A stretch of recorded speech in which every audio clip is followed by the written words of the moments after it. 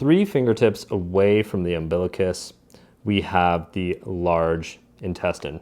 And here you're going to have the cecum, ascending colon, transverse colon, descending colon, and sigmoid colon. But first we're going to treat the cecum. And it's said in osteopathy that if someone has low back pain, that this is worthy to treat.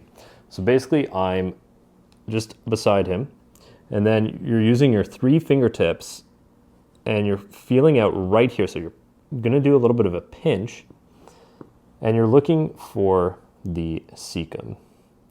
Now I'm doing a little bit of a pinch in between my fingertips, so I'm feeling out in this area for the large intestine.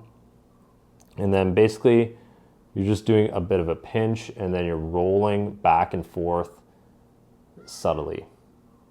And then you can also create a little bit of a stretch, as you guys can see here, slowly along the colon. You can also get the client to slowly roll over a bit on to the right side, a little bit more, and that will help you to sink into your fingertips a little bit better. So I'll get you to come back a bit.